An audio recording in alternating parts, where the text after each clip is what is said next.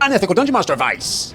Are you tired of your rogue continuously using his evasion ability? I'm just gonna make an on-the-spot ruling. We can look up how the actual rule works later. Everybody good with that? Am I reading this right, that you can stabilize a creature from any distance in D&D?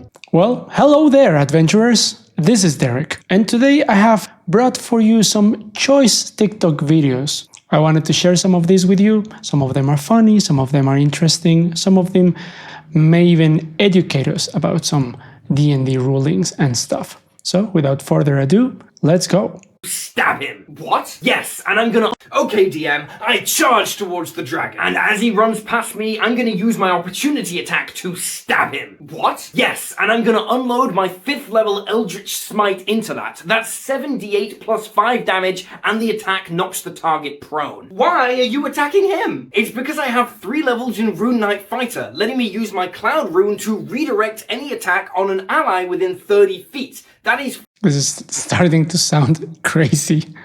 40 points of damage to the dragon, who is now prone. Dear God. And that was only the Warlock's reaction. I can now attack the dragon twice, at advantage because it's prone, and Divine Smite on one of my hits as a bonus action. That's another 2d12 plus 48 plus 5 damage. You guys smited the dragon twice in one turn. Double smite? And that's the power of teamwork, baby. Honestly, I had no idea he could do that. I was just trying to kill him. It's been a while since I GM'd a game where there is the possibility of something like this happening. The min-maxing and the combination of abilities and feats and bonus actions to craft a course of action so deranged. It defies possibility. However, I am not against min-maxing or even go to the extent that you could call it abuse of the rules to do something crazy. But this in particular, I don't know. Do you like stuff like this? How do you react when your players explain something like this? That they attack their friend so that they can use a bonus action to redirect the damage against the... And then I can't even understand how they actually did a second smite, but apparently this is supported by the rules. How do you respond to this? This following video, I just love it. It's about how they build a D&D tavern indoors. I think this is the room where they play, and it just looks awesome. Just watch this.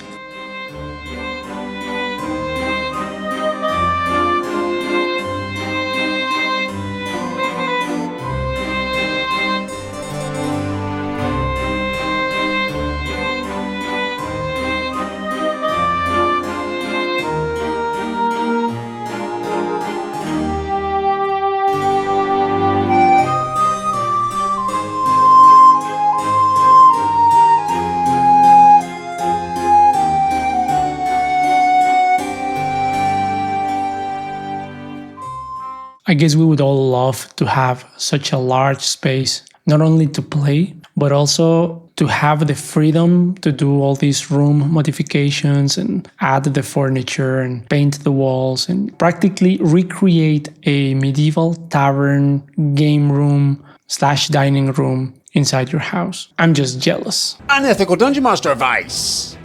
Are you tired of your rogue continuously using his evasion ability to somehow dodge out the way of a huge dragon's flaming breath Yes, we are. and somehow it just doesn't hit him? Right? It's never really made sense to me. Like, I get it, it's a cool ability, but like the physics of it don't make sense. It's a fantasy game, I know, whatever. Anyway, I have a little solution for you. The next time they use their evasion ability and just stand there aura farming, allow them. No problem at all. Whichever square on the battle map they move to next, they trigger a trap. A crossbow trap. That just no saving throw, no check, nothing. They step on that tile and it hits them. Only No saving throw? them just to take any damage that they would have taken had they not had the evasion ability.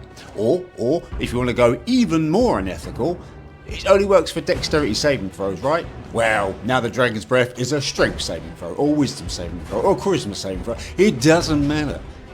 Make sure they take the damage that you want them to. You know why? Well, it happens, doesn't it? I mean, he's just doing a skit, right? He even has the evil mustache going on. And he does have a point that the rogue's evasion ability in some situation, it just doesn't make sense.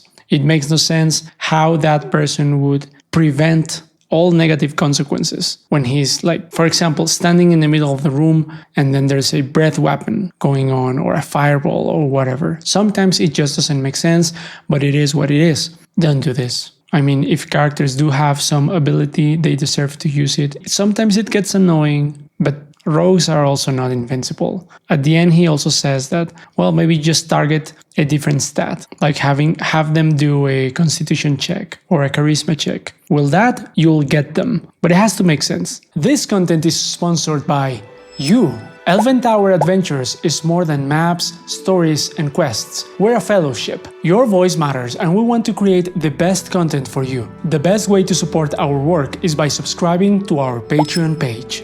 Who knows? Perhaps our Dungeon Vault magazine could become your every game's companion, or maybe our hundreds of maps and adventures are just what your imagination needs to take your games to the next level. Don't just play D&D, conquer it.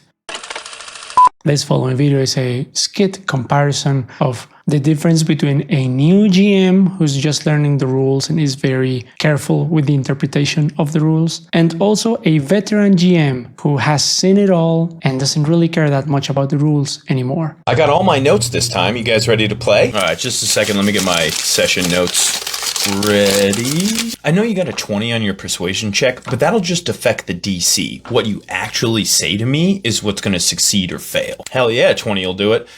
No, you don't actually have to say something cool. Do I make the barbarian go outside and pick up boulders just to prove to me that his character can do it? I'm not sure what the rule is on that. Let's take a 5-minute break while I figure it out. I'm just going to make an on-the-spot ruling. We can look up how the actual rule works later. Everybody good with that? The best one there is about making an on-the-spot ruling when something that's obviously not covered by the rules or you just forgot what the rule was happens. Every game has a way to grade difficulty classes. I guess in D&D 5e, you would just choose a number like a 15 for a medium difficulty task, or maybe an 18 or a 20 for something that's really difficult, and just say, you know what, just roll a strength check, or if you want to be lenient, a strength saving throw, and just go with it. Kat says, I always make them say the persuasive things just for the fun of it. Yeah, and that's actually something cool to do to practice roleplay with the characters. Otherwise, you might get into a dynamic of not saying anything and just roll for persuasion or intimidation with nothing being said, and that's not playing a role-playing game. Raise your hand if you've ever gotten a natural 20 and then proceeded to roll so badly that you might as well have missed. Here are my 3 favorite house rules to keep critical hits in D&D exciting. The Perkins Crit. Created by Chris Perkins, this popular house rule says that you deal maximum damage on the normal dice roll and then add your rolled damage to that. So if the damage is 2d6 and you roll a natural 20, you start with 12 points of damage. Then you roll 2d6 and add the result to that. Roll twice. That one is one we have used in our games for years. It is pretty good. It makes critical hits lethal, fun, and always effective. Double the highest. A follower named Samantha shared that their table rolls double the dice, but instead of adding them together, they just double the higher roll. So if you roll your 2d6 and get 9, and then you roll them again and get 4, you just double that 9 and deal 18 damage. Inspirational critical. A follower named Clark said that when someone at their table scores a critical hit, one ally who witnessed the attack gets inspiration. This is a great one to implement if you don't want to mess with how much damage crits are dealing, but you still want players to feel rewarded. Regal Corvus says, my group used to do crit confirmations. If you roll a 20, then you roll to confirm. If you confirm, you do max plus roll for damage. That's pretty good. In a very old game, we used to have this rule where you rolled a 20, and that allowed you double damage. You just rolled double, but you had to confirm. And then on the confirmation, if you rolled a 20 again, so like 2 20s in a row, it was an insta-kill. It didn't matter who it was. You rolled 2 20s in a row, it was a dagger to the eye, crossbow to the neck, but it was an insta-kill. The purpose of a TTRPG book like the Player's Handbook is to give you guidelines on how to follow the rules. This video exposes how with incomplete wordings, a confusion is created when people read the rules and don't understand it. Hey DM, am I reading this right that you can stabilize a creature from any distance in D&D? What are you talking about? Well, rules as written says that you can take the help action to try stabilize a creature with 0 hit points, which requires a successful DC 10 Wisdom Medicine check. Give me that. And the problem here is that where they explain using the help action to stabilize another creature, this is just what it says. And the wording is incomplete. It creates the material for this joke. However, when you go to the other page where they explain the help action, it actually says that you have to be at a distance where you can actually help. Usually you have to be adjacent, but it doesn't say that where they tell you how to stabilize another creature. Stable creature doesn't make death saving throws, yada yada yada. If the creature takes damage, it stops being stable, of course. Stable creature that isn't healed regains 1 hit points after 1d4 hours, and that's it? Exactly. That's it. But it doesn't. That's it in that page, because the manual is faulty with its incorrect wordings.